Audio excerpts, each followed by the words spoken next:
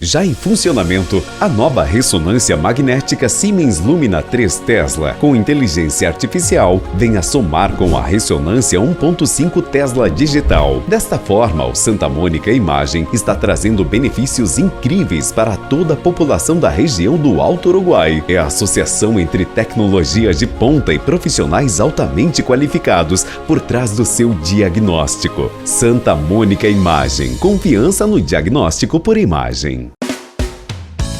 Você faz parte do Clube Master? Tenha descontos exclusivos em produtos selecionados. Baixe o aplicativo e veja como é fácil economizar. Vem pro Clube Master. Tá no Master, tá em casa. O Hospital Unimed Erechim é para todos. Todos que escolhem um jeito mais humano e moderno de cuidar da saúde. Muito além do prontuário, o nosso foco é na pessoa. Um hospital cooperativo que dedica-se ao bem-estar de cada indivíduo. Que olha para frente, mas está sempre ao seu lado. Que usa os melhores recursos para aproximar as expectativas mais otimistas. O Hospital Unimed é para você, é para todos.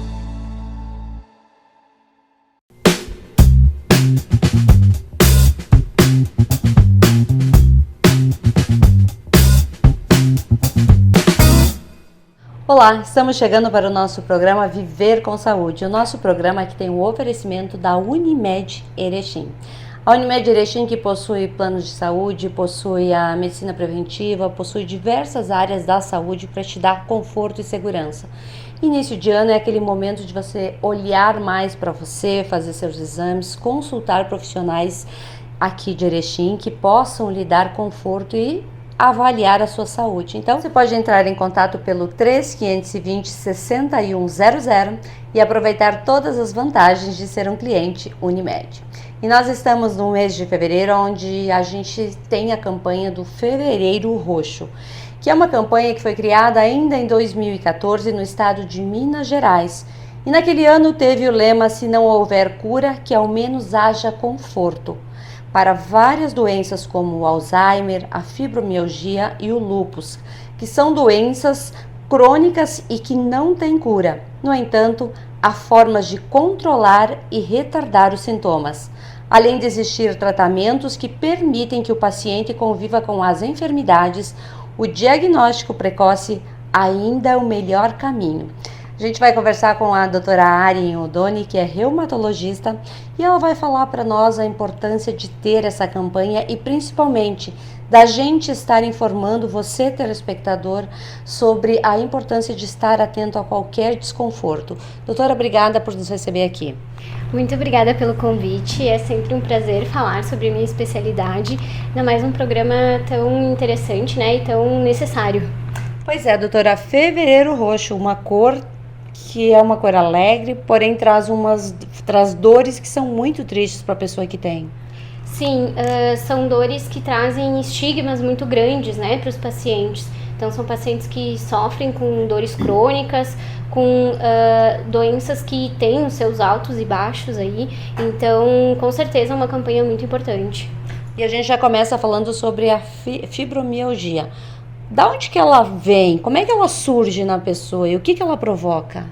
A fibromialgia é um distúrbio do sistema nervoso central na sensibilização à dor. Então, os pacientes que têm fibromialgia, eles têm uma hipersensibilidade à dor.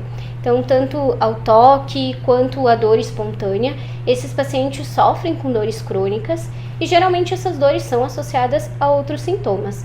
A gente tem alguns estudos, né, que demonstram essas alterações do sistema nervoso central, mas se acha que a doença é multifatorial, né? Então, tem fatores genéticos, né? Pessoas que têm parentes de primeiro, segundo grau com a doença têm mais riscos de ter a fibromialgia. Fatores hormonais se postula que talvez tenham.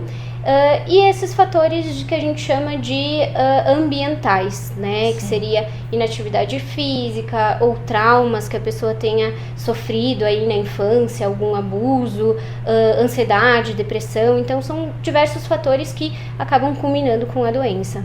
Ela começa a surgir de que forma? Como a pessoa percebe que alguma coisa está errado, que é uma fibromialgia? o principal sintoma, o sintoma cardinal, digamos assim, da doença é a dor crônica. Então, se essa pessoa começa a sentir dores que duram mais que 3 meses, né, uma dor crônica, que ao invés de ela cometer um único lugar, ela começa a surgir em outros locais. Se toma um analgésico simples, por exemplo, essa dor ainda persiste, e a pessoa começa a ter alterações de sono, alterações de memória, são sintomas aí de alerta para que ela esteja desenvolvendo mesmo uma fibromialgia. Essa dor, ela é sempre igual ou ela vai evoluindo no decorrer do tempo? Os pacientes, a principal característica da doença é ter uma dor crônica, então o paciente persiste com uma dor constante, porém ela tem períodos de exacerbação. Então, se o paciente tem algum trauma ou se ele faz algum esforço físico excessivo, essa dor se exacerba. Então, existem altos e baixos, né? Mas com a medicação a gente consegue controlar para que esse paciente não tenha crises tão intensas que o impeçam, né, a ter uma qualidade de vida boa. Existe alguma parte do corpo onde ela começa a dar os primeiros sinais? Existem alguns estudos que o principal sintoma e o principal acometimento é de região cervical. Então, trapézio, região cervical, geralmente é onde começam os sintomas. Mas pode acontecer em qualquer local do corpo e a gente faz o diagnóstico com os sintomas, né? Tanto sendo na região cervical como em outros locais. De que forma acontece o tratamento da pessoa que tem a fibromialgia? E como é que é a vida de um paciente com fibromialgia? O tratamento da fibromialgia é essencialmente multidisciplinar. Então, o reumatologista é o especialista que faz toda a gestão do tratamento, mas existem medidas não farmacológicas. O principal deles é o exercício físico, né? Ele é fundamental no tratamento. A psicoterapia, então terapia cognitivo-comportamental. E a gente tem, né, outras medidas que a gente chama farmacológicas. Existem medicações para modular a dor, né, para que aquele paciente tenha uma intensidade da dor menor e consiga daí sim ter uma boa qualidade de vida. Então, o tratamento depende muito do paciente, né? O paciente tem que ter uma percepção e tem que realmente aderir ao tratamento. E o tratamento visa justamente melhorar a qualidade de vida desses pacientes. Fibromialgia é mais comum a partir de 50 anos, antes dos 50 anos, em homens, em mulheres. Existe um estudo que indica uma posição para isso? Sim, a fibromialgia pode acometer todas as idades, então desde crianças até idosos. Idosos acabam tendo uma maior prevalência, assim como mulheres. Mas no nosso dia a dia, assim, de consultório, a gente vê que mulheres em idade ali por volta dos 40, 50 anos de idade são as mais acometidas. É uma doença que não tem cura. Como conviver tranquilamente com essa dor? Realizar as atividades, conviver socialmente, praticar o exercício físico, cuidar da alimentação, enfim, levar a vida de uma forma sem lembrar o tempo todo que se tem fibromialgia. É um desafio, né? É uma doença complexa que exige muita determinação, tanto empenho do reumatologista, assim como do paciente. Então a gente consegue sim, com medicação, com exercício físico, controlar muito bem a doença, mas é um exercício constante, né? Todo dia o paciente tem que pensar que ele precisa fazer o exercício, que a gente tem medicações justamente para ajudar na dor, para que ele consiga praticar o exercício. E a terapia ajuda muito nisso, ajuda o paciente a entender os gatilhos que levam a ele ter uma crise de dor e também a entender fazer essa gestão do tratamento. Então a terapia nesse sentido assim de auxiliar no dia a dia desse paciente é muito importante.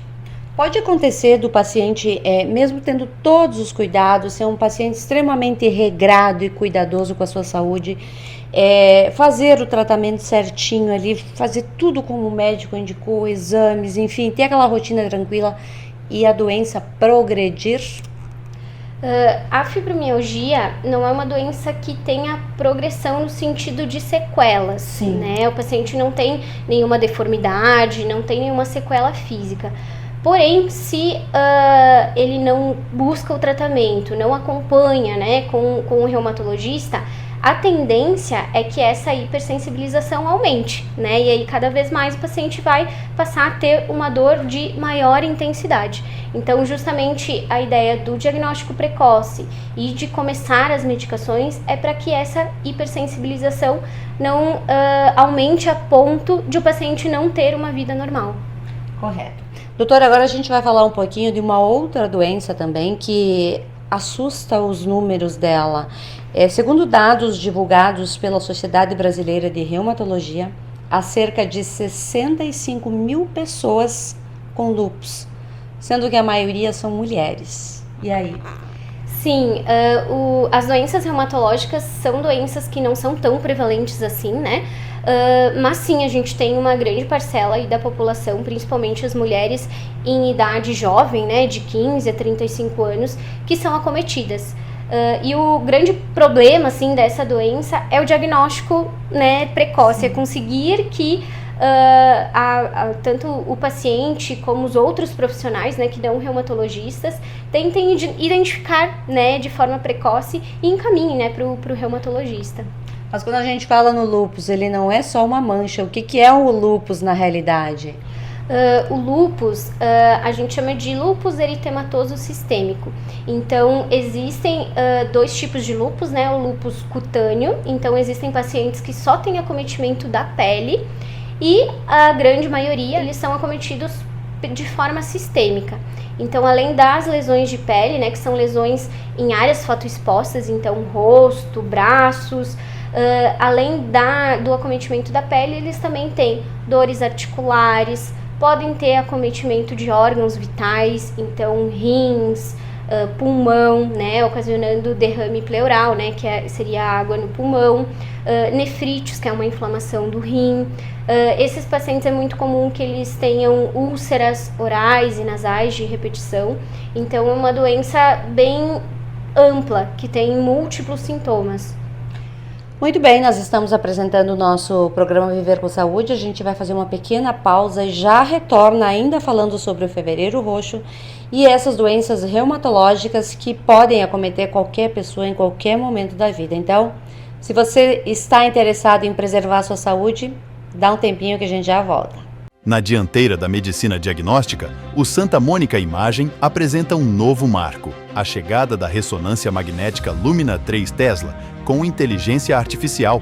Agora, é fácil ter acesso à mesma tecnologia encontrada nos melhores hospitais do mundo, representando cuidado de saúde mais avançado, personalizado e confiável para você e sua família. A sua jornada para um cuidado de saúde de classe mundial começa aqui no Santa Mônica Imagem. Você faz parte do Clube Master? Tenha descontos exclusivos em produtos selecionados. Baixe o aplicativo e veja como é fácil economizar. Vem pro Clube Master. Tá no Master, tá em casa. Somos vizinhos, conterrâneos, profissionais de saúde. Aqui tem gente. Aqui tem vida. Aqui tem Unimed.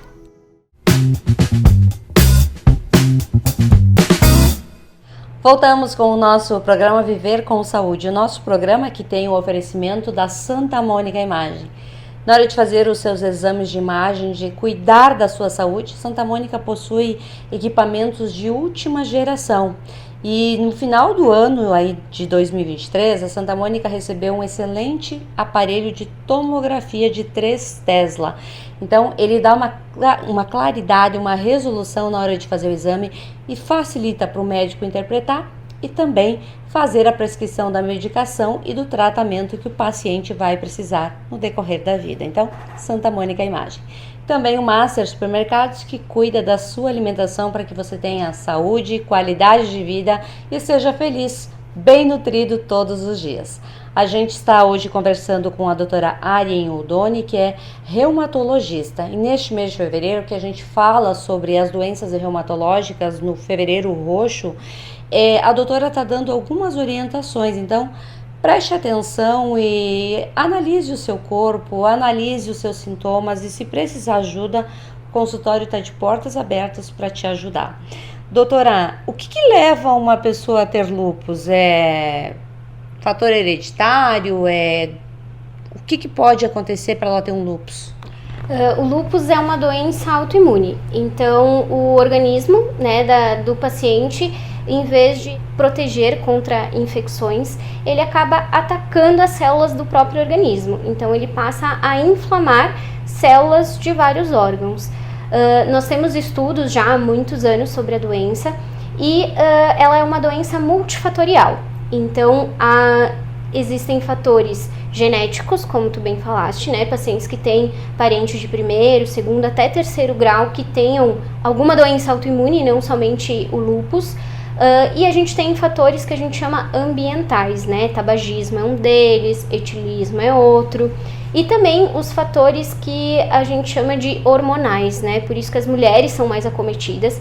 Acredita-se que tenha um componente aí do estrogênio que faça essa alteração do sistema imune, mas ainda a gente não tem assim todos os estudos para saber como é que funciona realmente esse mecanismo.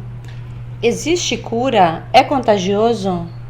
Não existe cura, é uma doença crônica que ela tem períodos de atividade e remissão. Então o paciente passa por períodos de muita atividade, então com lesões de pele, úlceras, queda de cabelo, e ele pode passar a ficar um período em remissão, que é livre de sintomas da doença, mas ele nunca vai passar a deixar de ter a doença. Então por isso do acompanhamento. Muitas vezes o paciente ativa os exames antes de ter os sintomas de reativação. Então, por isso, dá a importância do acompanhamento. E o lúpus não é uma doença contagiosa, né? Essas lesões de pele são ocasionadas pela exposição solar, então o paciente tem o contato com tanto a luz solar mesmo, como até algumas lâmpadas, e aí ele passa a ter as lesões. Mas a partir do momento que ele tem as lesões, não é contagiosa, né? Se não tem o lúpus, não vai pegar também desses pacientes. Como é que a gente descobre que tem lúpus? Quando a gente se analisa, manchas que surgem aleatoriamente, como a pessoa pode ficar atenta para qualquer mancha que aparecer no corpo? Então, a principal característica das lesões de pele é ser em áreas fotoexpostas. Então, em rosto, que a gente chama de rache malar, né? E principalmente braços ali e colo, que são locais onde são mais expostos à luz solar. Então, se o paciente, por exemplo, se expõe ao sol, fica 2-3 minutos e já aparece lesões, ou ele sente coceira, prurido, né? Um desconforto ao ter uma exposição solar, é um dos sinais aí para a doença.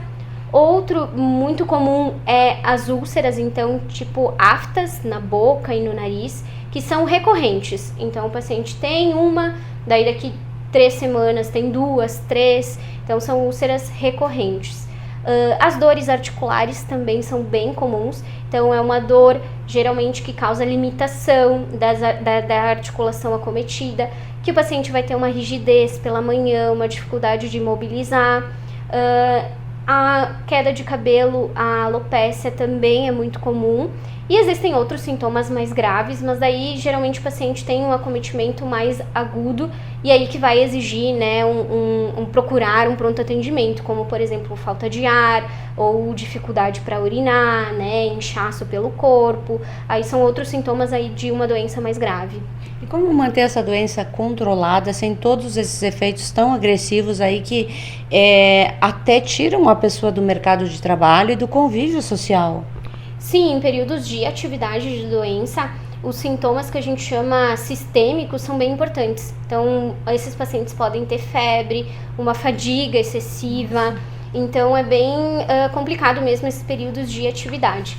Mas, hoje, a gente tem muitos medicamentos muito bons, né, e muito eficazes. Então, a grande maioria dos pacientes, a gente consegue ter um ótimo controle aí com as medicações. Mas, realmente, o paciente vai precisar um acompanhamento aí para o resto da vida, né, com o seu reumatologista, e seguir fazendo uso das medicações que são indicadas para cada caso, né? A gente tem medicações que são indicadas para as dores articulares, medicações que são indicadas para a pele, medicações que são indicadas para lesão de órgão. Então vai depender muito do acometimento do paciente. Se a mãe tem, o pai de repente tem, o filho vai ter?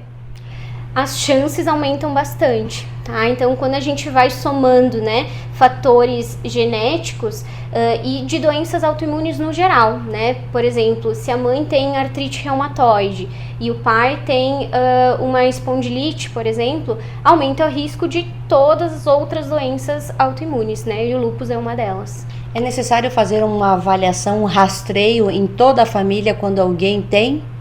Não necessariamente, tá? Sim. Se o paciente não tem sintomas, não tem indicação de fazer esse rastreio. Porque muitos dos exames, por exemplo, o FAM é um exame que a gente solicita, né, nessa investigação, ele pode ser positivo em pessoas que não têm a doença. Então, muitas vezes os exames também nos confundem, né? Então, a gente tem que ter um critério para pedir o exame. E o critério é ter sintomas. Então, se o paciente tem um histórico familiar, começa a ter sintomas compatíveis, aí sim é muito importante que ele procure um reumatologista e a gente faça, né, se possível, o diagnóstico e os exames o quanto antes. Doutora, outra doença reumatológica que causa bastante desconforto é a espondilite anquilosante. Por que ela é tão difícil de se detectar e dar um diagnóstico preciso? A espondilite anquilosante é uma doença também autoimune que acomete principalmente homens jovens, então homens ali de 30 a 40 anos de idade. E ela é uma doença insidiosa. Então o paciente ele passa a ter dores, né, principalmente em coluna lombar, em região de nádegas, que é uma dor que vai aumentando de intensidade com o passar dos dias, meses, mas que, como muitos desses pacientes, por exemplo, fazem algum esforço físico ou, enfim, tem uma dor que não é todo dia que ele tem a dor, acaba que, né, vai passando o tempo, ele consulta num médico que dá um medicamento, melhora os sintomas por um tempo. Então, muitas vezes o diagnóstico demora por isso, né, por ele achar que esses sintomas é um desgaste que tem na coluna ou algum esforço físico que fez a mais. Pois é, e no caso da espondilite, a quantidade de exercício feito durante o dia vai amenizar esses sintomas? Vai diminuir aquela rigidez, principalmente nas primeiras horas da manhã? Sim, o exercício físico é fundamental no tratamento. Justamente ele ajuda a que a doença não progrida. Então essa questão da rigidez é muito importante, né? A doença, a tendência é ela progredir para uma rigidez. E aí, se o paciente tem um alongamento diário, né? Se ele consegue manter uma rotina de exercício, o acometimento vai ser muito menor, né? A nossa musculatura, ela faz com que todo o nosso peso não vá direto para a coluna, para as articulações. Então é muito importante que esses pacientes tenham uma boa musculatura assim, com o exercício.